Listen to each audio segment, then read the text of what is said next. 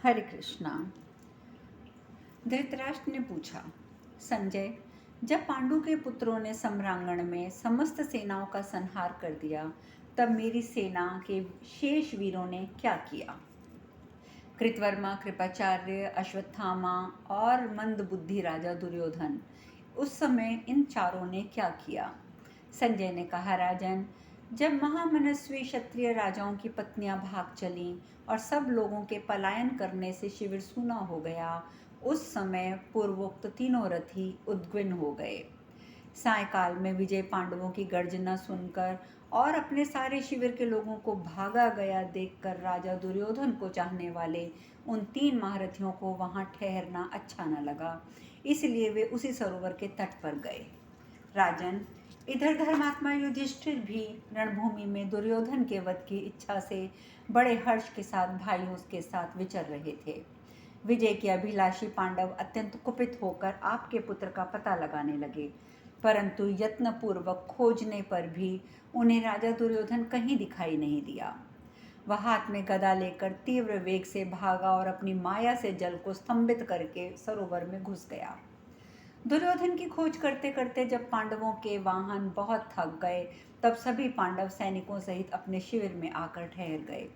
तदंतर जब कुंती के सभी पुत्र शिविर में विश्राम करने लगे, तब कृपाचार्य, अश्वत्थामा, सात्वतवंशी कृतवर्मा धीरे धीरे उस सरोवर के तट पर जा पहुंचे जिसमें राजा दुर्योधन सो रहा था। उस सरोवर के निकट पहुंचकर वे जल में सोए हुए उस दुर्धर्ष नरेश से बोले, राजन उठो, हमारे साथ चलकर युधिष्ठिर से युद्ध करो, विजयी होकर पृथ्वी का राज्य भोगो अथवा मारे जाकर स्वर्गलोक को प्राप्त करो, परंतु कुछ तो करो। हे दुर्योधन, तुमने भी तो पांडवों की सारी सेना का संहार कर डाला है। वहां जो सैनिक शेष रह गए हैं वे भी बहुत घायल हो चुके हैं। अतः जब तुम हमारे द्वारा सुरक्षित होकर उन पर आक्रमण करोगे तो वे तुम्हारा वेग नहीं सहन कर पाएंगे, इसलिए तुम युद्ध के लिए उठो। ये सब बातें सुनकर दुर्योधन ने कहा, मैं ऐसे जनसंहारी पांडव कौरव संग्राम में से आप सभी नरश्रेष्ठ वीरों को जीवित बचा हुआ देख रहा हूँ, ये बड़े सौभाग्य की बात है। हम सब लोग विश्राम करके अपनी थकावट दूर कर लें तो अवश्य विजयी होंगे। आप लोग भी बहुत थक गए हैं, हम भी अत्यंत घायल हो चुके हैं। उधर पांडवों का बल भी बहुत बड़ा हुआ है, इसलिए इस समय युद्ध करने में मेरी कोई रुचि नहीं है। वीरों, आपके मन में जो युद्ध के लिए उत्साह बना हुआ है ये कोई अद्भुत बात नहीं है।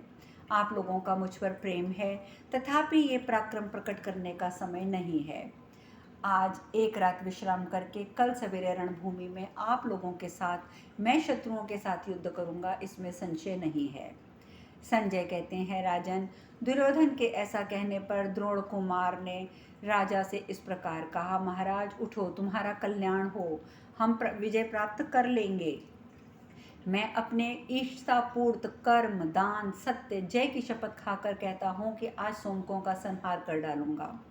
यदि ये बीतते रात बीतते ही प्रातःकाल रणभूमि में शत्रुओं को ना मार डालूं तो मुझे सज्जन पुरुषों के योग्य और यज्ञकर्ताओं को प्राप्त होने वाली प्रसन्नता कभी प्राप्त न हो। हे नरेश्वर, मैं समस्त पांचालों का संहार किए बिना अपना कवच नहीं उतारूंगा, ये मैं तुमसे सच्ची बात कहता हूँ। मेरे इस कथन को तुम ध्यान से सुनो। वे इस प्रकार बात कर ही रहे थे कि मांस के भार से थके हुए बहुत से व्याध उस स्थान पर पानी पीने के लिए आ पहुंचे। उन्होंने वहां खड़े होकर उनकी एकांत में होने वाली सारी बातें सुन ली। परस्पर मिले हुए उन व्याधों ने दुर्योधन की बात भी सुनी। कुरुराज दुर्योधन युद्ध नहीं चाहता था, तो भी युद्ध की अभिलाषा रखने वाले वे महान धनुर्धर योद्धा उससे युद्ध छेड़ने के लिए आग्रह कर रहे थे।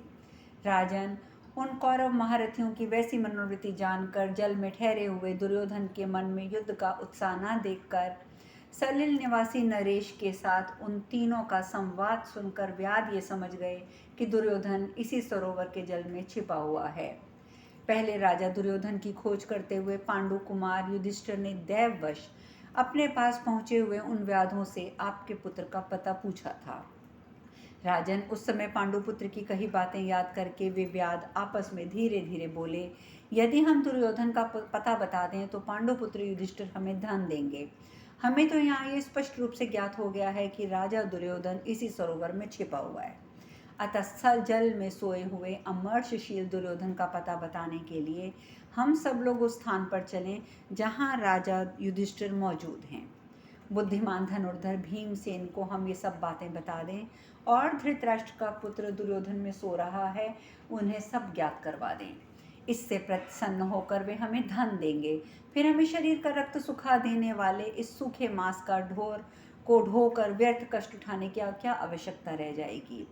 इस प्रकार परस्पर वार्तालाप करके धन की अभिलाषा रखने वाले वे व्याध बड़े प्रसन्न हुए और मांस के बोझ उठाकर पांडव शिविर की ओर चल दिए। महाराज, प्रहार करने में कुशल पांडवों ने अपना लक्ष्य सिद्ध कर लिया। उन्होंने दुर्योधन को सम्रांगण में खड़ा न देखकर उस पापी के किए हुए छल कपट का बदला चुकाकर वैर के पार जाने की इच्छा से संग्राम भूमि में चारों ओर गुप्तचर भेज रखे थे। धर्मराज के उन सभी गुप्तचर सैनिकों ने एक साथ लौटकर निवेदन किया कि राजा दुर्योधन लापता हो गया है। उन गुप्तचरों की ये बात सुनकर राजा युधिष्ठिर चिंता में पड़ गए और लंबी सांस खींचने लगे। नरेश, तदंतर जब पांडव खिन्न होकर बैठे थे, उसी समय वे व्याध राजा दुर्योधन को अपनी आंखों में देखकर तुरंत ही उस स्थान से हट गए और बड़े हर्ष के साथ पांडव शिविर जा पहुँचे। द्वारपालों के रोकने पर वे भीमसेन के देखते देखते भीतर घुस गए। महाबली पांडुपुत्र भीमसेन के पास जाकर उन्होंने सरोवर के तट पर जो कुछ हुआ था और जो कुछ सुनने में आया था वह सब कह सुनाया। राजन, तब शत्रुओं को संताप देने वाले भीमसेन ने उन व्याधों को बहुत धन देकर धर्मराज से सारा समाचार कहा। वे बोले, धर्मराज, मेरे व्याधों ने राजा दुर्योधन का पता लगा लिया है। आप जिसके लिए संतप्त हैं वह माया से पानी को बांधकर सरोवर में सो रहा है। प्रजानाथ, भीमसेन का वह प्रवचन सुनकर अजात शत्रु कुंती कुमार युधिष्ठिर अपने भाइयों के साथ बड़े प्रसन्न हुए।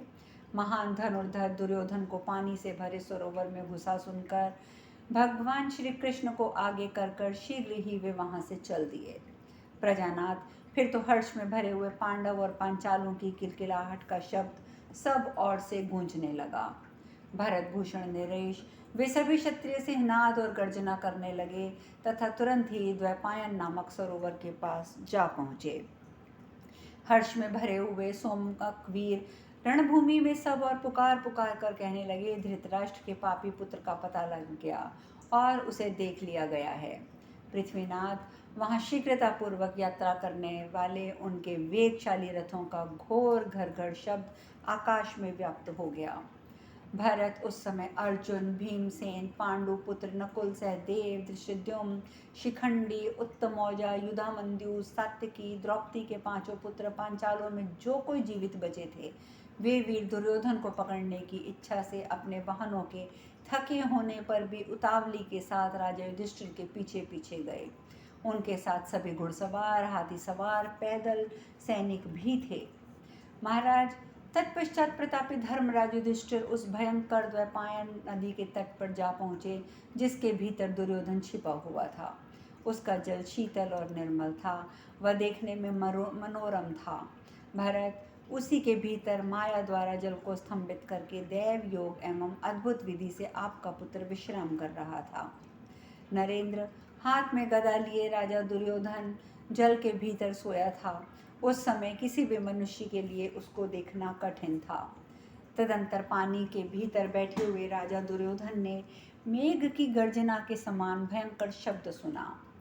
राजेंद्र, आपके पुत्र का वध करने के लिए राजा युधिष्ठिर अपने भाइयों के साथ सरोवर के तट पर आ पहुँचे थे। वे महान शंखनाद और रथ के पहियों की घड़घड़ाहट से पृथ्वी को कपाते और धूल का महान ढेर ऊपर उड़ाते हुए वहां आए। युधिष्ठिर की सेना का कोलाहल सुनकर कृतवर्मा, कृपाचार्य, अश्वत्थामा तीनों महारथी राजा दुर्योधन से इस प्रकार बोले, ये विजय से उल्लासित होने वाले पांडव इधर ही आ रहे हैं, अतः हम लोग यहाँ से हट जाएंगे। इसके लिए तुम हमें आज्ञा प्रदान करो। प्रभो, उन वेगशाली वीरों की बात सुनकर दुर्योधन तथास्तु कहकर उस सरोवर के जल को पुनः स्तंभित करके बैठ गया। महाराज, राजा की आज्ञा लेके अत्यंत शोक में डूबे हुए कृपाचार्य आदि महारथी वहां से दूर चले गए। मान्यवर, दूर के मार्ग पर जाकर उन्हें एक बरगद का वृक्ष दिखाई दिया। वे अत्यंत थके होने के कारण राजा दुर्योधन के विषय में चिंता करते हुए उसी के नीचे बैठ गए। इधर महाबली धृतराष्ट्रपुत्र दुर्योधन पानी को बांधकर सो गया। इतने में युद्ध की अभिलाषा रखने वाले पांडव भी वहां आ पहुंचे। राजन, उधर कृपाचार्य आदि महारथी रथों से घोड़ों को खोलकर सोचने लगे, अब युद्ध किस तरह होगा, राजा दुर्योधन की क्या दशा होगी और पांडव किस प्रकार कुरुराज दुर्योधन का पता लगाएंगे। ऐसी चिंता करते हुए वे वहां बैठकर आराम करने लगे। इस प्रकार श्री महाभारत में शल्य पर्व के अंतर्गत गदा पर्व में 30वां अध्याय पूर्ण हुआ। संजय कहते हैं, महाराज, उन 3 रथियों के हट जाने पर पांडव उस सरोवर के तट पर आए जिसमें दुर्योधन छिपा था। कुरुश्रेष्ठ द्वैपायन कुंड पर पहुंचकर युधिष्ठिर ने देखा कि दुर्योधन ने जलाशय को जल को स्तंभित कर दिया है। यह देखकर कुरुनंदन युधिष्ठिर ने भगवान वसुदेव से कहा, प्रभो, देखिए तो सही, दुर्योधन के जल के भीतर इस माया का कैसा प्रयोग करके बैठा है। यह पानी का सरोवर रोककर सो रहा है। इसे यहाँ मनुष्य से किसी भी प्रकार का भय नहीं है, क्योंकि यह इसकी देवी माया का प्रयोग करके जल के भीतर निवास करता है। माधव, यदि यह छल कपट की विद्या में बड़ा चतुर है, तथापि कपट करके मेरे हाथ से जीवित नहीं छूट सकता। यदि सम्रांगण में साक्षात वज्रधारी इंद्र इसकी सहायता करें तो भी युद्ध में इसे सब लोग मरा हुआ ही देखेंगे। वसुदेव भगवान श्री कृष्ण ने कहा, भारत, मायावी दुर्योधन की इस माया को आप माया द्वारा ही नष्ट कर डालिए। युधिष्ठिर, मायावी का वध माया से ही करना चाहिए, ये सच्ची नीति है। भरत श्रेष्ठ, आप बहुत से रचनात्मक उपायों द्वारा जल में माया प्रयोग करके मायामय दुर्योधन का वध कीजिए। रचनात्मक उपायों से ही इंद्र ने बहुत से दैत्य और दानवों का संहार किया। नाना प्रकार के रचनात्मक उपायों से ही महात्मा श्री हरि ने बलि को बांधा और बहुसंख्यक रचनात्मक उपायों से ही उन्होंने महान असुर हिरण्याक्ष का वध किया। क्रियात्मक प्रयत्न के द्वारा ही भगवान ने हिरण्यकश्यपु को भी मारा था। राजन, वृतासुर का वध भी क्रियात्मक उपाय से ही हुआ था, इसमें कोई संशय नहीं है।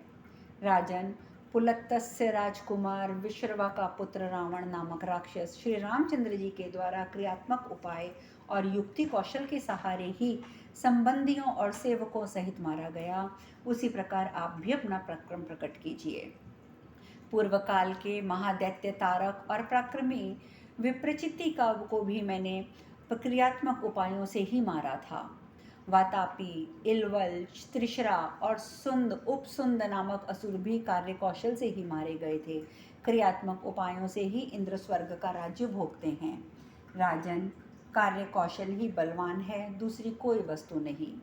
युधिष्ठिर, दैत्य, दानव, राक्षस, बहुत से भूपाल क्रियात्मक उपायों से मारे गए हैं, आप भी क्रियात्मक उपाय का आश्रय लें।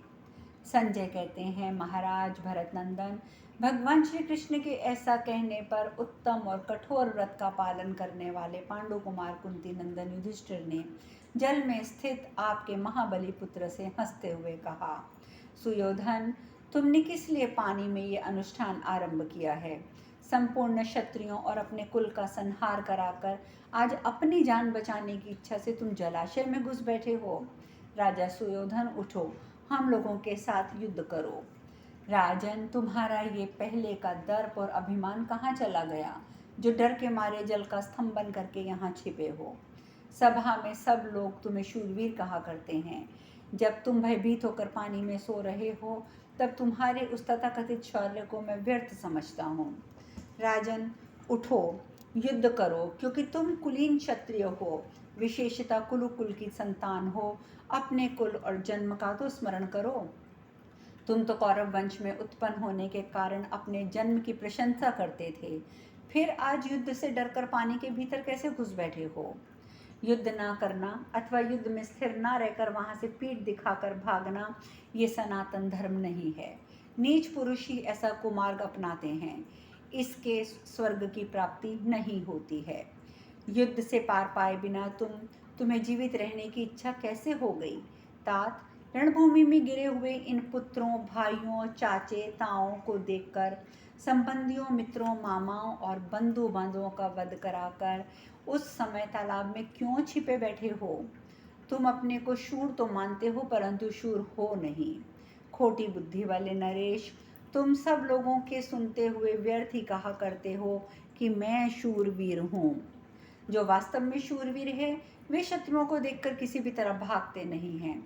अपने को शूर कहने वाले सुयोधन, बताओ तो सही, तुम किस वृत्ति का आश्रय लेकर युद्ध छोड़ रहे हो?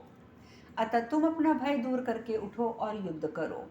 तुम जो कर्ण और शकुनी का सहारा लेकर मोहवश अपने आप को अजर अमर मान बैठे थे, अपने को मनुष्य ही नहीं समझते थे, वह महान पाप करके अब युद्ध क्यों नहीं करते? उठो, हमारे साथ युद्ध करो। तुम्हारे जैसे वीर पुरुष मोहवश पीठ दिखाकर भागें, ये क्या कौन पसंद करेगा? सुयोधन, तुम्हारा वो पौरुष कहाँ चला गया? तुम्हारा अस्त्र विद्या का ज्ञान कहाँ चला गया? पराक्रम कहाँ चला गया? अभिमान और महान गर्दन तर्जन कहाँ चला गया? तुम्हें नींद कैसे आ रही है? उठो और क्षत्रिय धर्म के अनुसार युद्ध करो। भरत नंदन, हम सब लोगों को परास्त करके इस पृथ्वी का शासन करो, अथवा हमारे हाथों मारे जाकर सदा के लिए रणभूमि में सो जाओ। भगवान ब्रह्मा ने तुम्हारे लिए यही उत्तम धर्म बनाया है, उस धर्म का यथारूप से पालन करो। महारथी वीर, वास्तव में राजा बनो, राजोचित पराक्रम प्रकट करो। संजय कहते हैं, महाराज, बुद्धिमान धर्मपुत्र युधिष्ठिर के ऐसा कहने पर जल के भीतर स्थित हुए तुम्हारे पुत्र ने उनको उत्तर दिया। अब शेष कथा कल। हरे कृष्णा।